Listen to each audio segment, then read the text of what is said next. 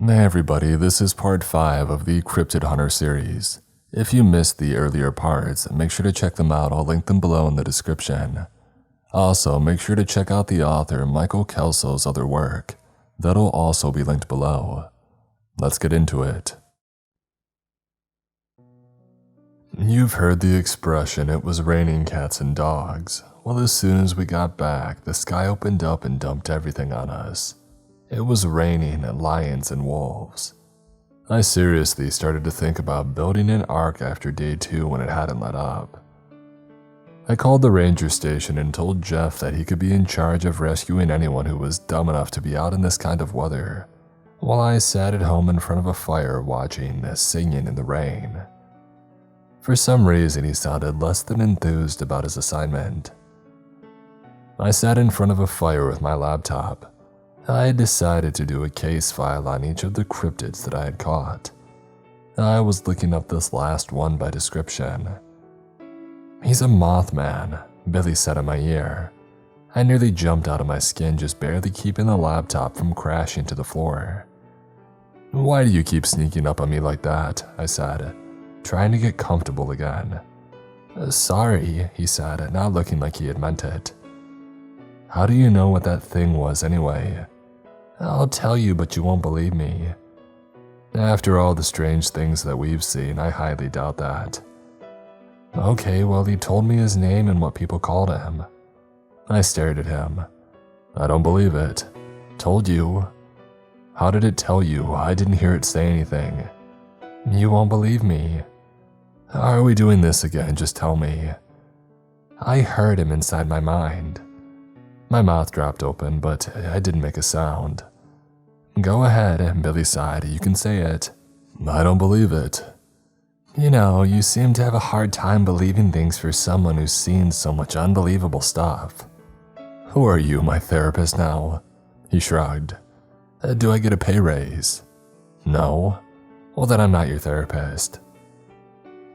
For a long moment, neither of us spoke. We just sat and listened to the rain pounding against the windows.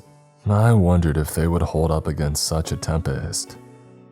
Movement caught my attention and brought me back to the moment as I saw Billy shake his head. It wasn't much of a movement, but it was enough. I watched him out of the corner of my eye, but he wasn't looking at me. He was looking beside me at the empty couch as if somebody was sitting there. For the longest time, I saw him having this strange, lip-moving, silent conversation with the air beside me on the couch. It would have been comical if it wasn't so weird. I was convinced he was playing a prank on me and wanted me to react so that he could say he got me. But some nagging feeling told me that it wasn't that. I decided to pull an end around and told him that I was going to bed. He said goodnight and I took my laptop up to my bedroom. As I walked up the steps, I saw a silent conversation with the empty couch become more animated. He never once glanced back to see if I was watching him. I closed the door to my bedroom and started for the desk, and then paused and locked the door. It seemed such an odd thing to do in the safety of my own home, but with Billy acting so weird, I figured better safe than sorry. I can't believe I just thought that. I must be getting old. I sat my laptop on the desk and started out on a new mission, closing my cryptid file after entering the name Mothman. Accessing the interior cameras, I began going back over footage, focusing on Billy's comings and goings. He walked backward at incredible speed as I rewound the footage. It was comical to watch, especially when he talked. I never realized how much of an animated talker he was. Suddenly, I slowed the recording and resumed it forward at normal speed. He had stopped by the grandfather clock and was standing there for a good 10 minutes and just staring at the wall. No, he wasn't just staring, he was talking to the wall, just like I had seen him do the other day. Watching as he held his conversation, he suddenly became startled and looked away from the wall just as I had walked through. He followed along with me but glanced back at the wall and shrugged, like he was apologizing for walking away. I picked up my phone and called Marie. "Hello?" she said, sounding very asleep. Yeah, the cameras you installed, do they have any other capabilities than just a normal recording? Oh, what time is it? I don't know, time doesn't really have much meaning for me anymore. It's 1 in the morning. Okay, then you answered your own question. Well, I was asleep. Really? What are you wearing? Haha, very funny, She said.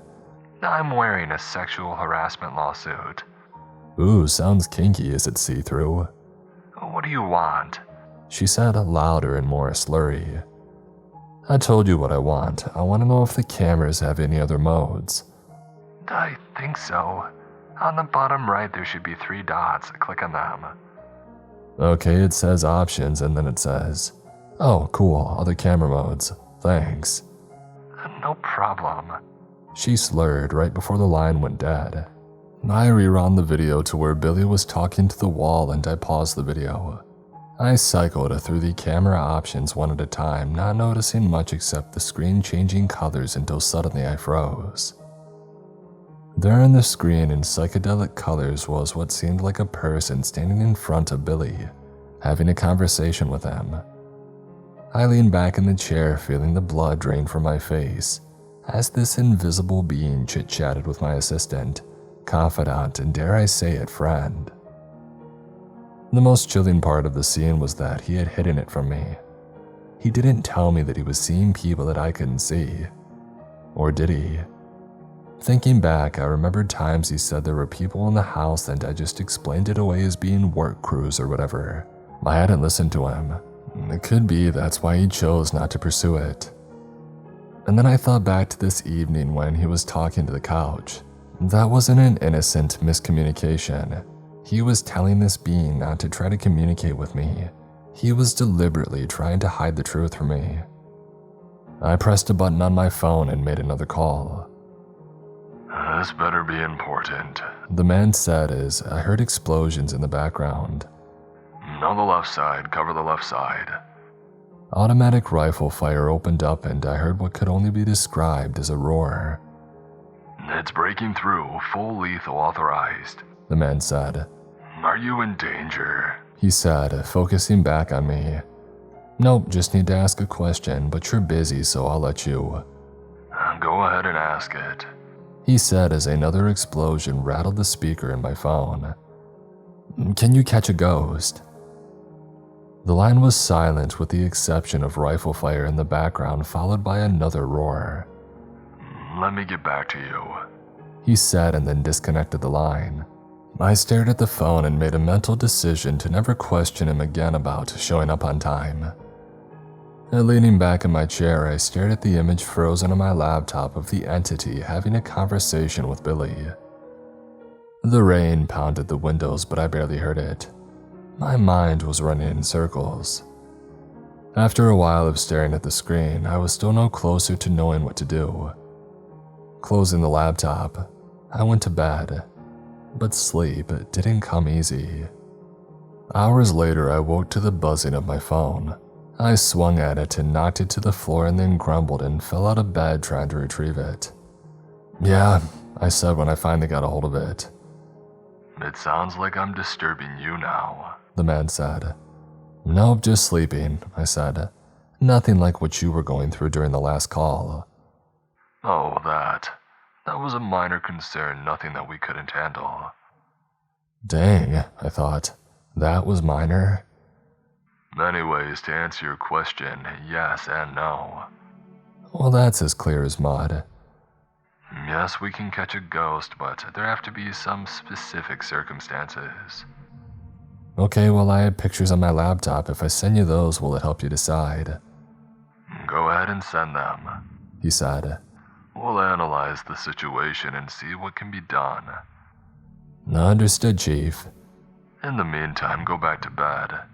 Yes, sir, I said with a mock salute even though I knew he couldn't see it. The line disconnected. The sleep wasn't happening, the excitement was too much. I went through more video isolating and sending a copy of every instance of the ghost that I saw. Most of them seemed to center around Billy. There were very few occurrences of the ghost appearing alone. I couldn't believe that I was gathering physical evidence of not only a ghost's existence but of its habits and movements. Yet another thing I never thought I'd be doing just a few months ago. Finishing up the package, I sent it off to the man, and then finally crawled back into bed and closed my eyes. "Hey baby, do you want to go again?" came a lovely, feminine voice in my ear. "Sure," I said, rolling over and looking up at a fully dressed and smiling Marie.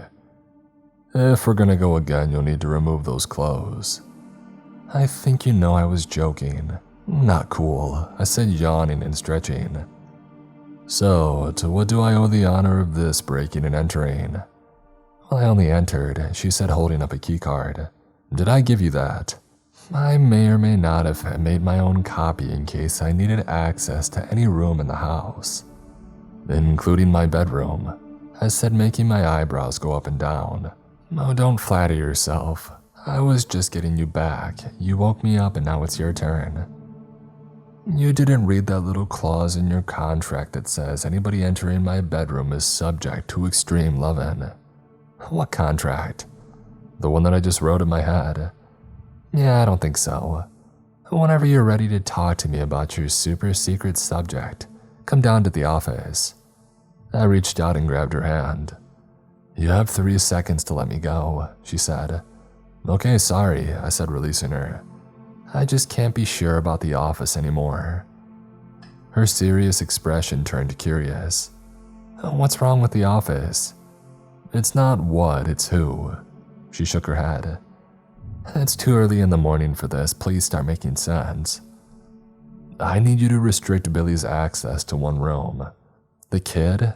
Why?" I shook my head. "It's a long story. I just need you to do it." "Okay," she said, slowly backing toward the door. She turned to leave and then stopped. "You mean you want him to only have access to one room?" "What? No." "Well, think about what you said. I need you to restrict Billy's access to one room." My mouth fell open as I realized she was right. "Okay, I need to have one room that I can access and Billy can't. Is that better?" "It's clearer, even if I have no idea why." "It needs to be somewhere out of the way, some room that he barely ever uses." "I'll go over some video and see which room is the best." She turned and laughed. I pulled the blanket over my head when I heard a knock at the door. "Hey, didn't I make it clear?" I said, not wanting to get up. Billy opened the door and stepped in. "Make what clear?" Sorry, I was talking to Marie." He glanced around. "Do you see her in the room?" "She went down to the office, idiot." "Okay, I'll go talk to her." "You do that," I said, rolling over and burying my head in the pillow. A few hours later, I woke up refreshed but annoyed. I went downstairs to see what kind of damage had been done in my absence. As I walked into the office, Billy's head whipped around and he stared at me. "I guess I'll get going," he said to Marie, who was sitting at my computer looking busy. "All right, I'll talk to you later," she said as Billy got up and pushed past me. "What was that about?" I said, sitting in the chair that he had just vacated. She sighed and sat back in the chair. "You need to have a talk with him. I've been trying to get him out of this office so I can do what you asked, but he wouldn't stop talking." "You're an attractive woman and his raging teenage hormones appear to have noticed." "Haha, very funny," she said. "All he wanted to talk about was you." "Me?" "Yeah, he's not very happy with you, especially after this whole Mothman thing." I shrugged. He'll get over it." She leaned forward on the desk and steepled her fingers. "I'm not so sure. I'll buy him a truck to destroy and try to teach him to drive again." "What?" Long story. Did you get done what I asked?" "It took a while. Having company was distracting, but I was able to find a room that he's visited only once." She turned the monitor so that I could see, and I began laughing as soon as I realized which room it was. "What's funny?" "That's the room," I said, and then stopped when I saw her expectant eyes. "He's afraid of that room." "Why?" Another long story." "Nope, stop stonewalling me. What happened in that room?" I sighed. We got chased in there by a dangerous creature and were only able to escape due to dumb luck. That's it? Yeah, for now. Her eyes bored into mine. When are you going to stop keeping secrets from me? Oh, I don't know, our 10th wedding anniversary maybe. She snorted and turned the screen back to her. In your dreams.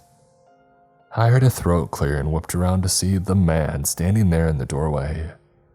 Am I interrupting? He said. No, Marie said. I was only gathering more evidence for my lawsuit. She stood and marched toward the door.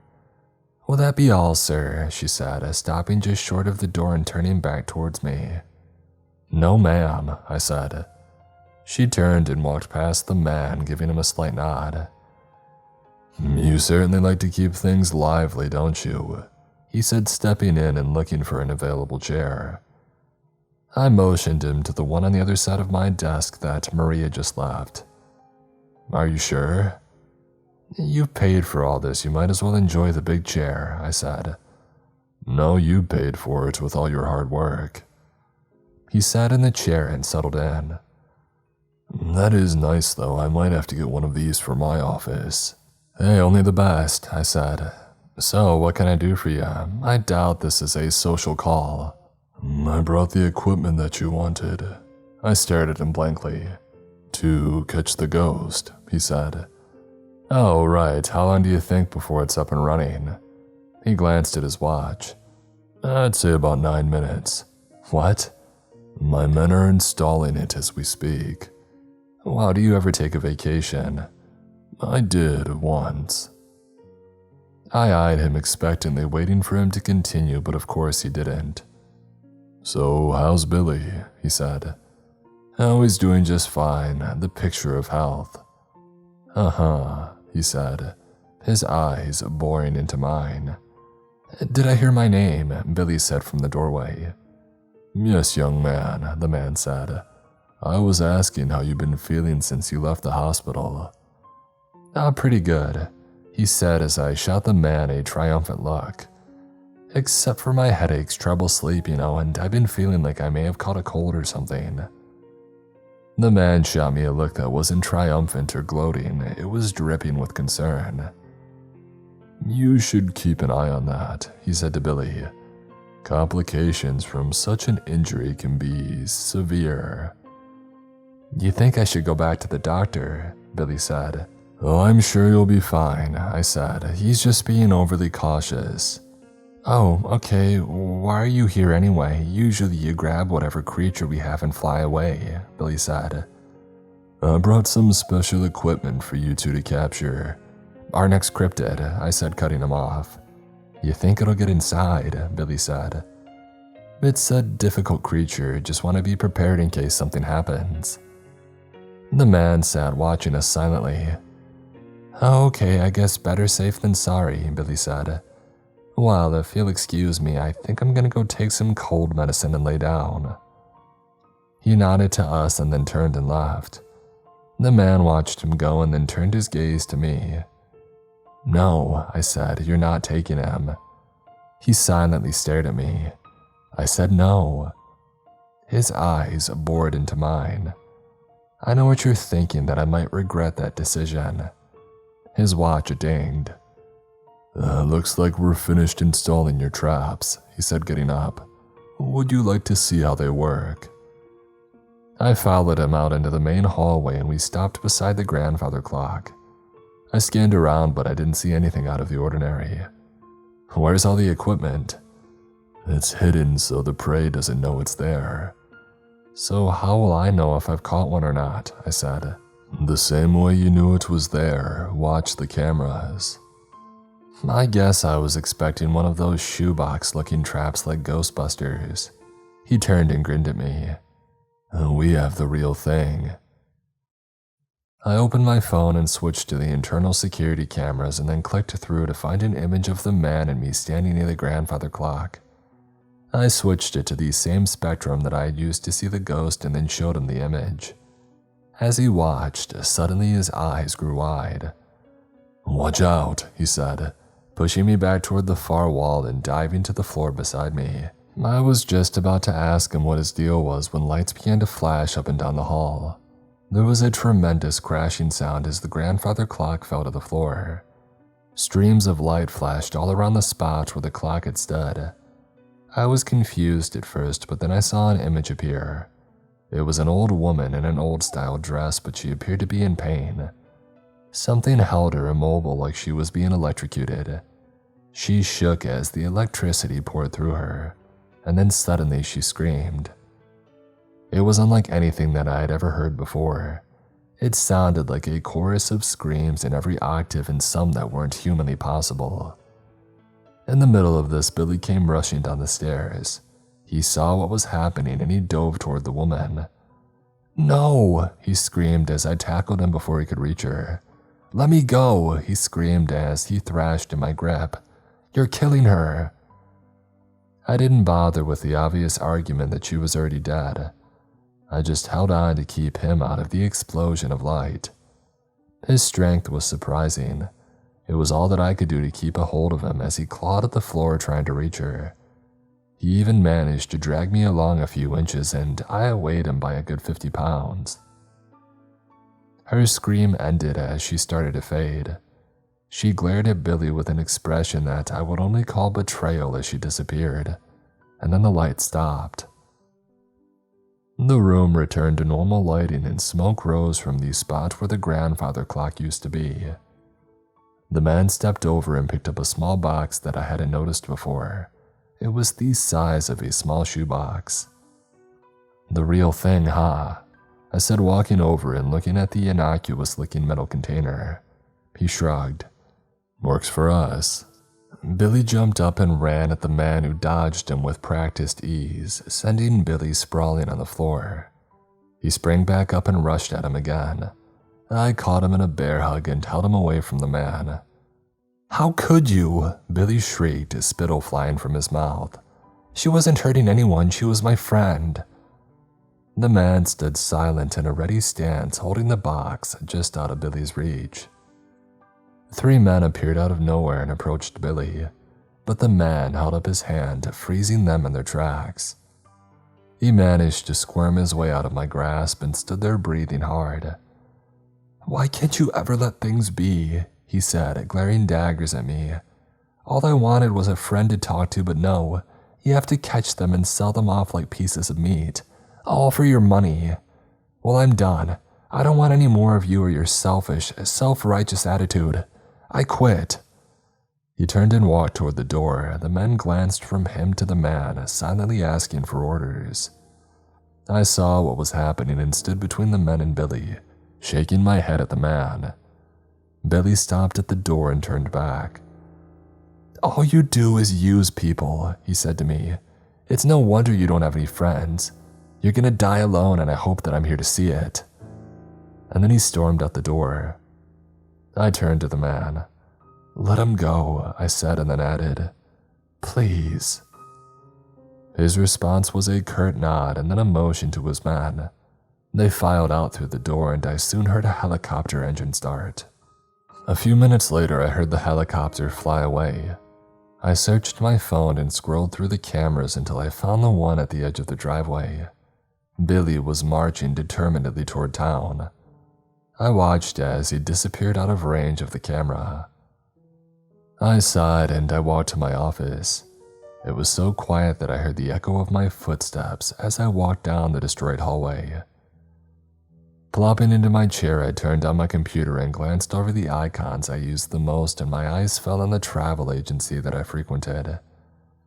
I wasn't feeling much like celebrating. I didn't book my usual trip. Instead, I went to the PayPal app and clicked on Billy's account, adding $200,000 to it. In the space where it said, "What's this for?" I typed in, "For putting up with me."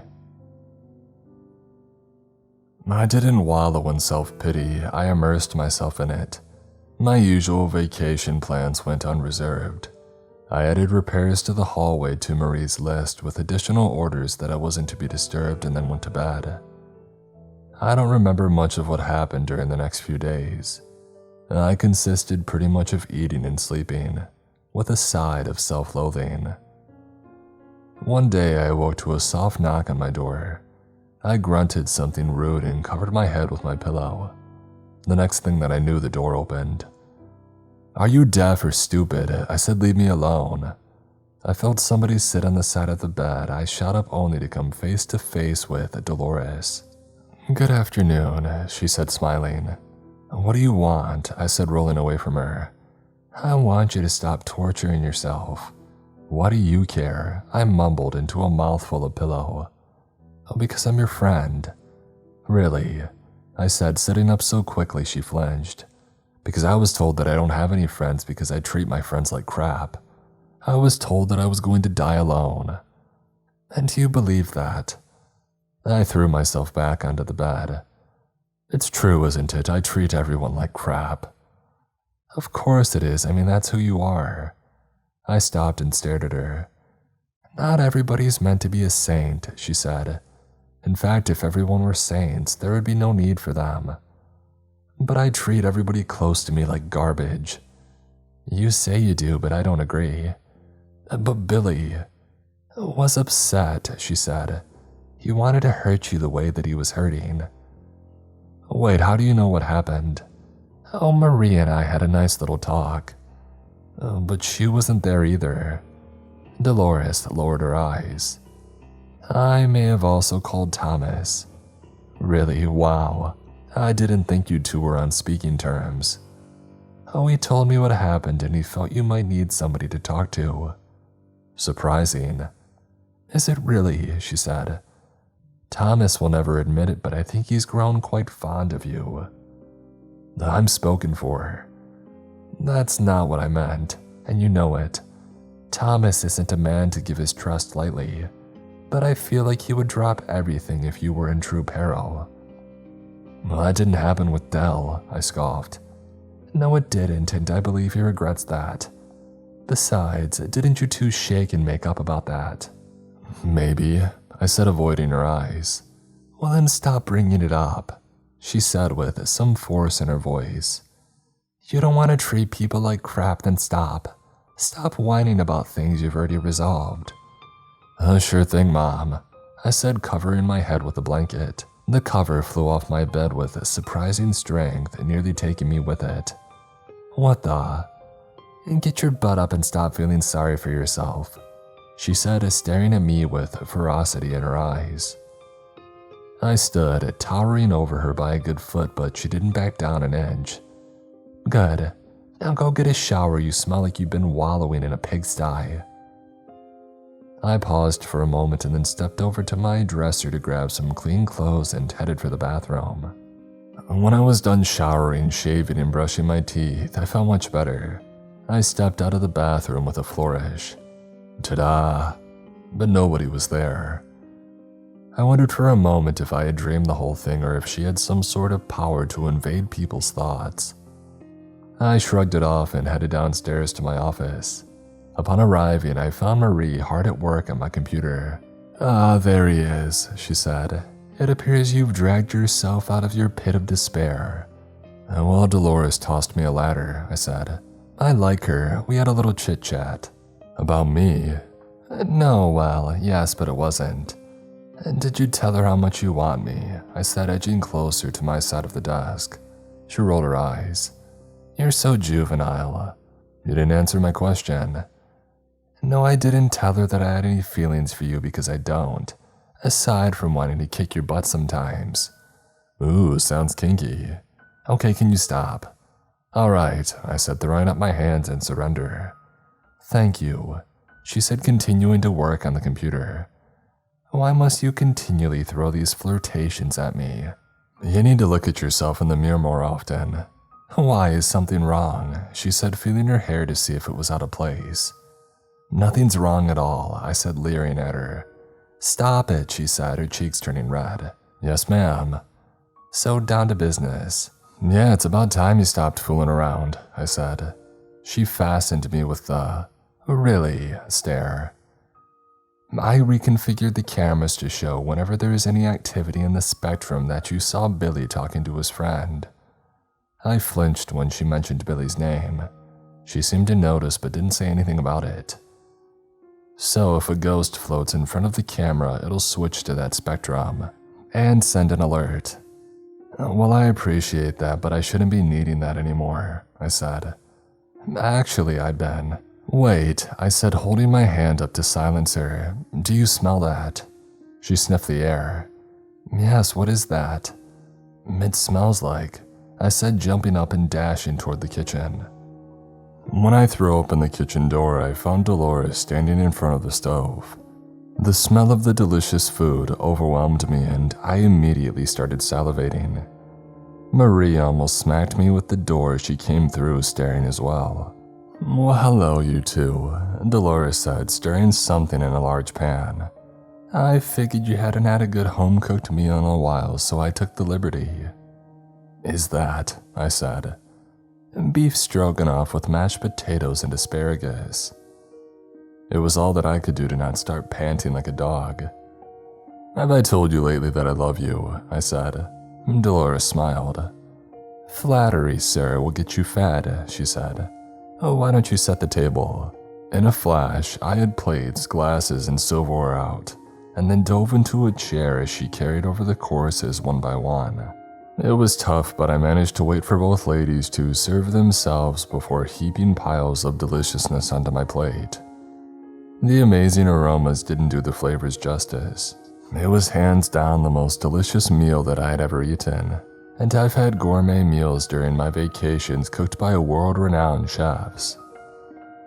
For a solid 10 minutes, the only sounds around the table were silverware along with mild slurping sounds and the occasional belch. I'll let you figure out who that was. The ladies both leaned back before I finished my last bite.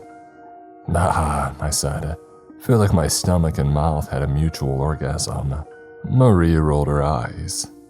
You just had to make it weird, Dolores said. Don't I always? Usually, Marie added. It at least sounds like you're getting back to your normal self, Dolores said. What, the one who treats my friends like crap? I said. Enough, Dolores said loudly, causing the word to echo around the room in a way that I had never heard before.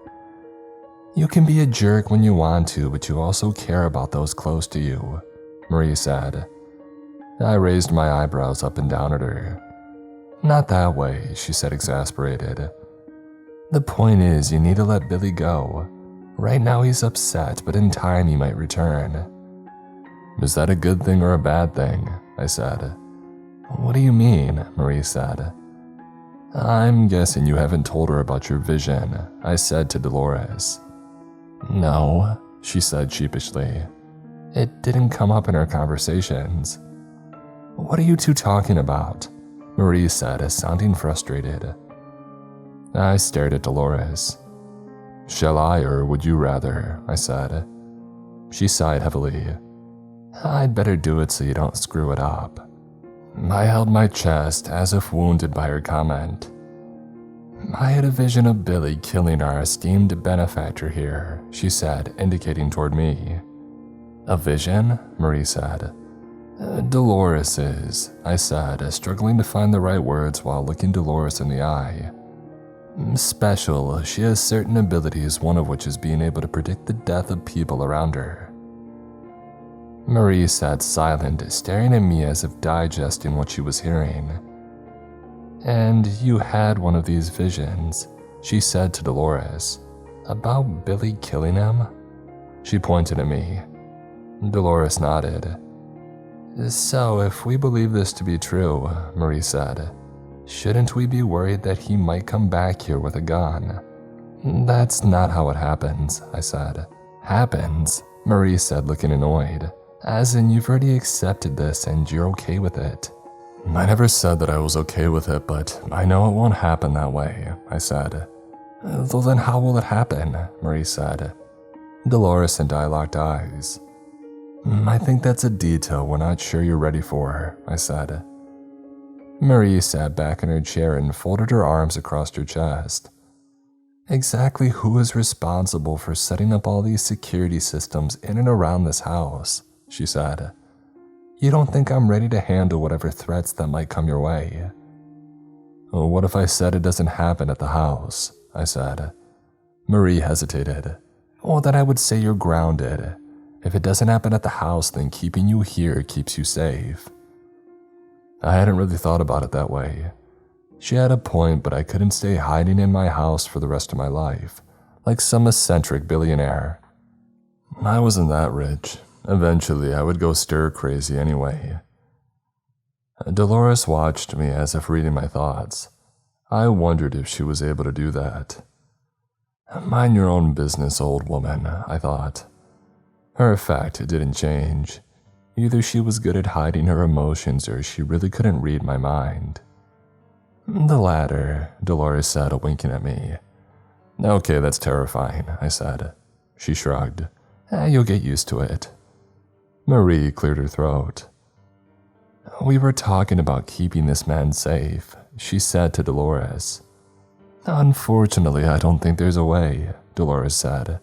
I've already seen it. It happens. You seem all right with that, Marie said to her. Well, of course not, Dolores said. I would rather he hang around for at least a few more years. As much of a pain in the butt as he is, he makes things a lot more interesting. I'm happy to amuse you, I said, clapping my hands together like a mechanical monkey. Dolores laughed and Marie nearly screamed.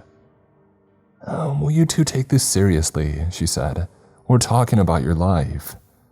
I know, I said, but everybody is in danger at any given moment. Every day in the world, people drop dead for strange reasons or things they didn't even know were coming. Car crashes, brain aneurysms, heart attacks, crushed by a piano. It's a dangerous world. At least I have an idea where and when I'll meet my demise. I'm not happy about it. I would rather be annoying this old woman when I'm an old man, but it looks like that's not going to happen. I just have to deal with it the best that I can. Marie glanced from me to Dolores and back again, and then she got up and left the room. I don't think she likes situations that are out of her control, I said. It's because of her past. What's in her past? She opened her mouth and then closed it. You'll have to ask her. It's not really my place to say. Everybody has their secrets, huh? Something like that. Okay, I get it, I said, standing and carrying dishes to the sink. Are you washing or drying? She stood and brought dishes over as well. I'll wash. I don't trust you to get them clean. I started filling the sink with water as she brought the rest of the dishes over, and then I kissed her on the cheek. She turned to me and said, What was that for? Everything. We smiled and joked as we did the dishes. Trees flew past me in a blur as I ran faster than I ever have. I kept glancing behind me to see my pursuer. So far, I had yet to see anything other than receding trees, but I knew that he was there. My pistol was in my hand. I had tried the tranq gun and taser, but he was too fast. I knew this had turned deadly and my only chance of survival was to kill him. The moon was up, giving me some light to see by, but it wasn't enough to keep me from tripping on unseen branches and undergrowth. My flashlight was gone, painfully swiped out of my now bloody hand. All I had left for light was a headband light that had surprisingly stayed on through the pursuit. The forest was quiet. Only the sounds of me tearing through and my heavy breathing were heard. Animals and all nightly noises were strangely silent. I wished that I could hide quietly somewhere and avoid the monster pursuing me, but I knew that it had to end. Leaving him to terrorize and kill at will wasn't acceptable. I had to do everything I could to stop him here and now. And currently that consisted of running away like a scared rabbit. I glanced back and saw a flash of razor-sharp claws. Before I could dodge, they hit me on the shoulder and I tumbled to the ground. He was on me in a heartbeat, crushing me with his body weight and tearing at whatever he could find. My leg exploded in pain as I brought the barrel of the gun up and fired. The weight disappeared as he flung himself backward and out of my line of sight. I tried to sit up and I pointed my gun at empty trees. Painfully, I turned to glance behind me, realizing my mistake a second too late. He tore the gun away, leaving only the thumb behind as his claws had separated my fingers from my hand. I screamed in pain and shock as I watched the blood flow from my missing digits. My gun was gone. The only weapons that I had left were my tranq gun and taser, but he had already proven too fast for them. Having no other option, I fumbled for the taser with my left hand, but just as I got it out, the claws swiped once again, and this time he took my entire hand. Blood sprayed from my arm that now ended at the wrist. He held my hand with the taser still in it, and dropped it to the ground while standing over me and staring with a triumphant glare. I tried to think of something defiant and witty to say, but all my traumatized mind could come up with was, "Billy." He lunged at me with impossible speed, his claws aimed at my head. I awoke with a start and sat bolt upright in bed. I was soaked in what I hoped was sweat. These nightmares had gotten more and more intense with each occurrence. Fortunately, they didn't happen every night or I would be a basket case. It was bad enough that I had to agree with Marie on a self-imposed grounding, but after a month I was starting to go stir-crazy. Yes, she and Dolores would frequently visit me, though seldom at the same time. I think they made a deal to take turns babysitting me so I wouldn't be alone long enough to decide that I needed fresh air or companionship. You gotta love them for their dedication, but I was feeling cooped up and quite honestly tempted to take one of my vacations, if for no other reason than to have some quality time with my two lovely ladies overseas. Try as I might to entertain myself by spending money, it didn't quite satisfy the way that cryptid hunting did. Oh, and I built another dummy corporation and threw a bunch of money at various charities that seemed like they cared about their cause. But that wasn't really keeping my interest either.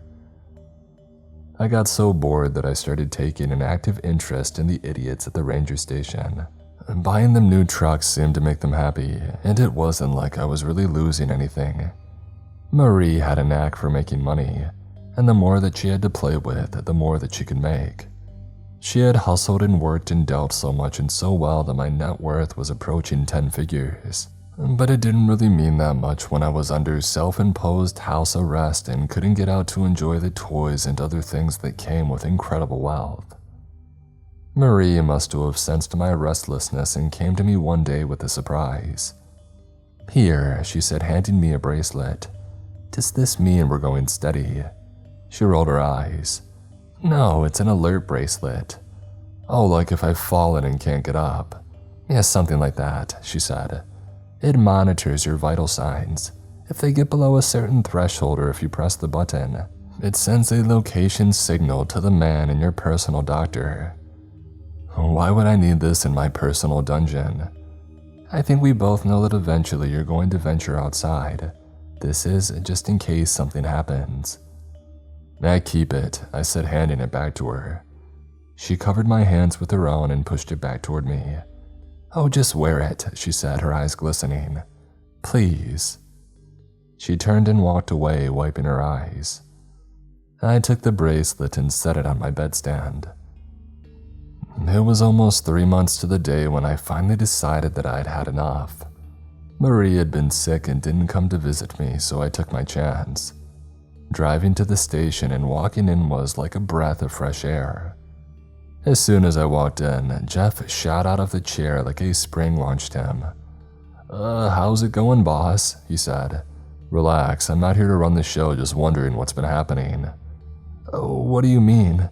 We've all been doing our jobs like we're supposed to." "I'm sure you have," I said in what was trying to be a soothing tone before Jeff had a heart attack right in front of me.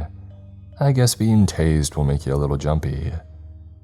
"I'm just curious if anything's been going on in the park. Any strange reports?" "Nothing that we can't handle," Jeff said with a mixture of pride and defiance showing through his fear. "There's been a few hikers injured by an unidentified creature," Nancy said from behind me. "Has it been identified?" I said, turning toward her. Nothing conclusive. Vague accounts from victims say that it's large, bipedal and covered in hair. One called it like a weird Bigfoot. What have their injuries been? Claw marks mostly. One of them was bitten and was examined for rabies.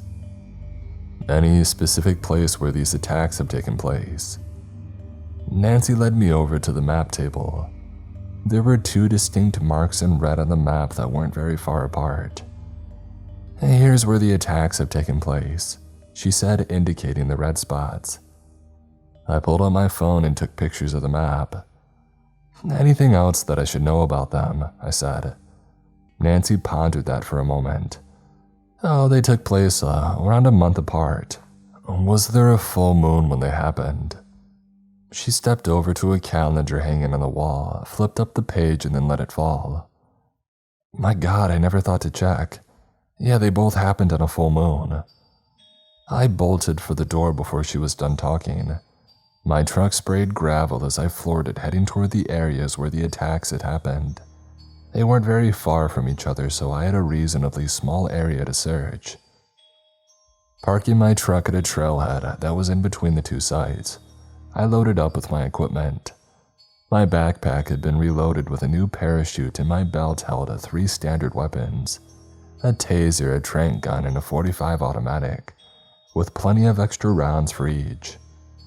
I ejected the clip and reached into a cabinet in the back of the truck to pull out a clip loaded with special silver-tipped rounds.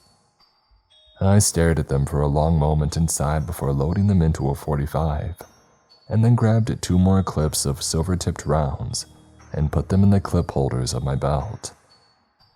My nightmare flooded back into my mind and mixed with Dolores's vision. I tried to swallow the fear. This was the life that I had chosen. This was what I was good at. And if I didn't deal with this threat, somebody else would have to. There was no one else. It was my responsibility. I should have let the man take Billy months ago, but I was in denial and didn't want to see what was right in front of me. All of my bullheaded, self-reliant, arrogant nonsense was coming back to bite me.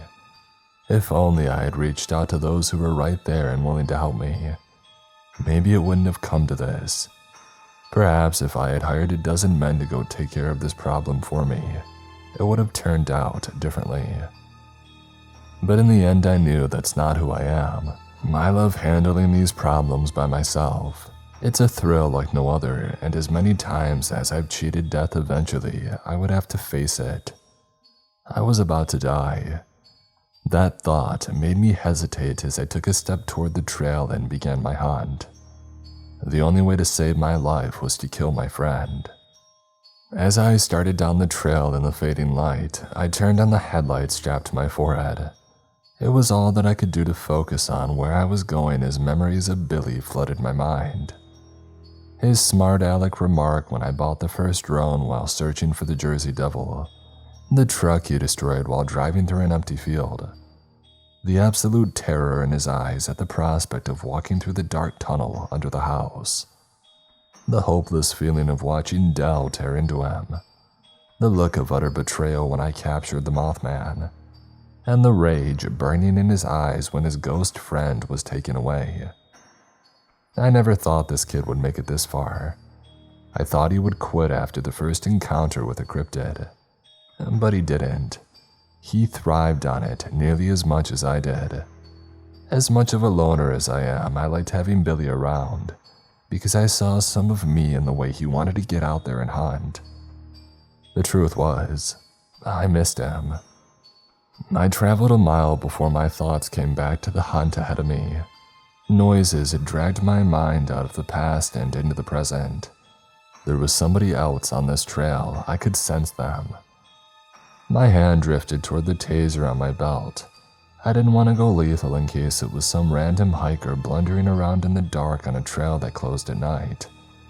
In the end, I guess I'm still a ranger at heart, for better or worse. The soft footsteps approached slowly from the other side of a blind turn in the trail. I waited, my taser aimed where the creature would emerge. It seemed to take forever until I saw a light appear and a red dot show on my chest. Looking down, I saw it was a laser just like the one from my taser. I looked up and shone my light on whoever had their sights on me. There stood Billy, aiming his taser at me. We stared at each other, each still aiming at each other in a standoff. And then I made the worst decision of my life. I flicked the safety on and holstered my taser. Billy did the same and slowly approached. Awkward silence reigned for a long moment. "So," I said, "how have things been?" "Good," he said with a shrug. "I see you put the money to good use," I said, eyeing his rig that seemed suspiciously like mine, right down to the trank gun and .45. "Well, I learned from the best," he said. "What are you doing out here?" "I'm sleepwalking." I smiled in spite of myself. "I see your rig isn't the only thing you copied from me." "You think you invented sarcasm?" "Nope, just perfected it." There's the stupid. "Yeah, you just happen to be wandering around out here in the middle of the woods where hikers have gone missing." "No clue what you're talking about," he said with a smirk. "Right, so you're a big bad cryptid hunter right now." He shrugged. "Trying to be." "Have you caught any yet?" He shook his head. "This is my first hunt." "I hate to tell you, but you won't be catching one this time."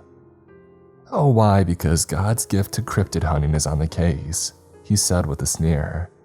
"Well, let me tell you something, I'm as capable as you are. I spent the last couple of months working out and training. I can outrun, outshoot, and outhunt you."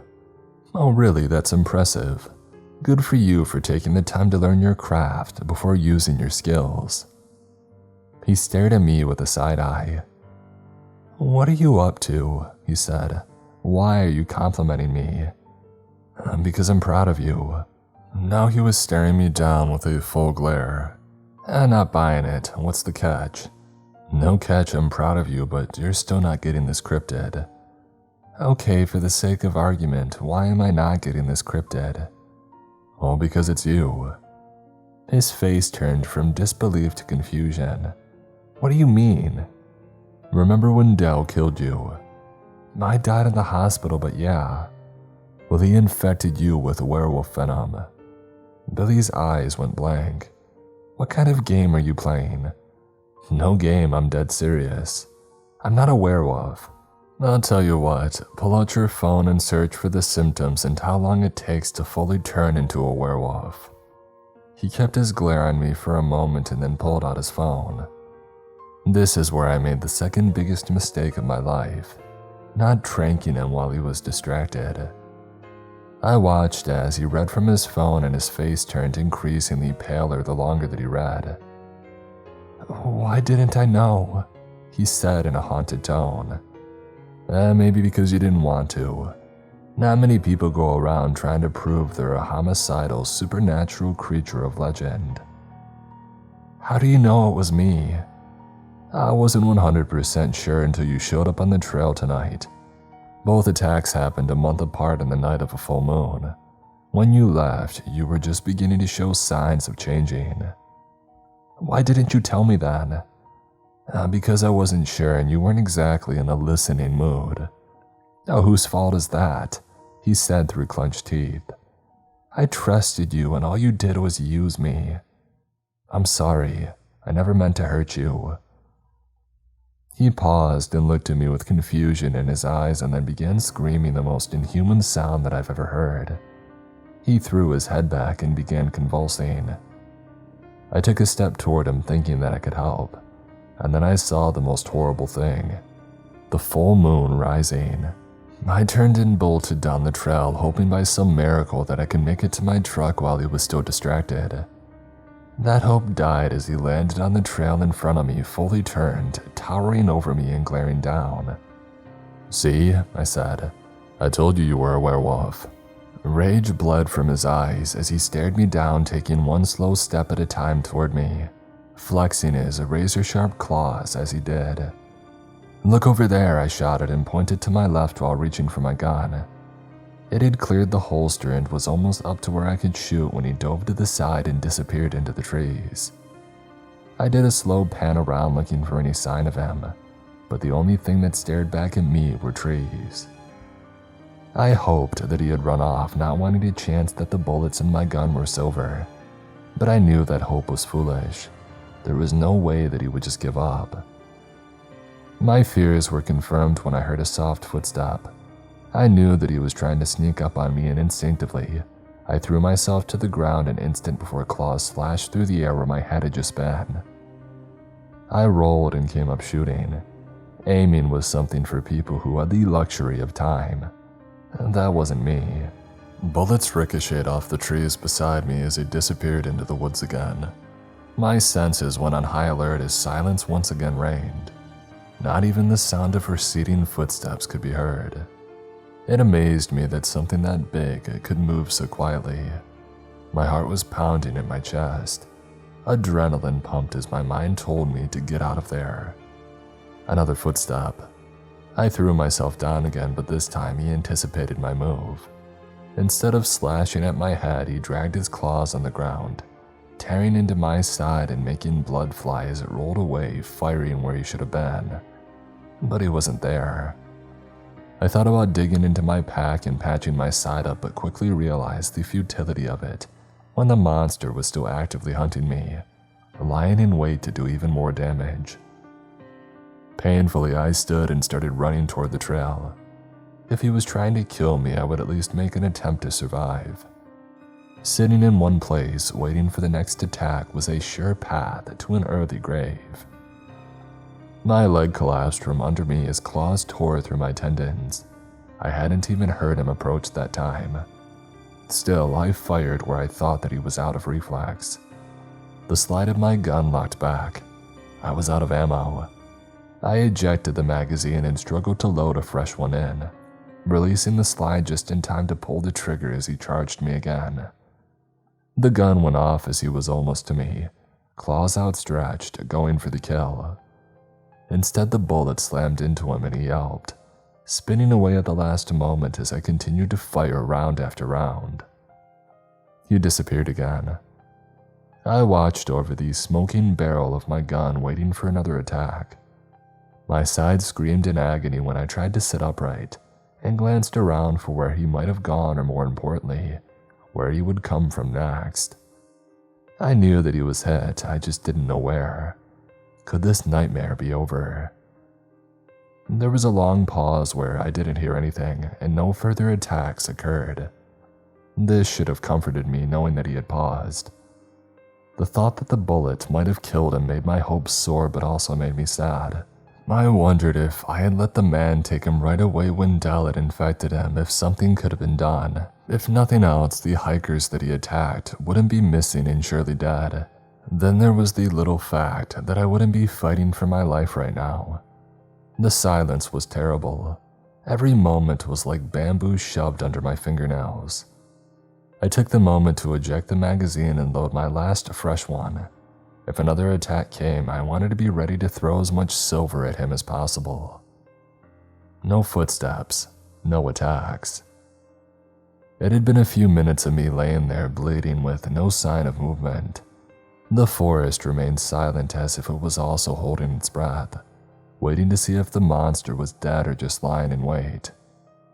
Finally, I had had enough. I had to know either way. Despite the agonizing protests of my leg and side, I rose to my feet and immediately fell again.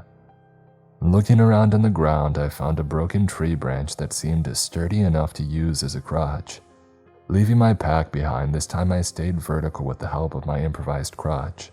Using my headlamp that by some miracle was still strapped to my head, I scanned around for a blood trail to follow. It didn't take long to find it. Wherever I shot him, it must have hit something vital. There were large drops of blood leading off into the woods. My mind was divided as I stared at the bloody trail. One side said, "Get back to your truck and leave," and the other side said, "You need to find out for sure if he's dead." As usual, I didn't listen to the common sense side of my brain.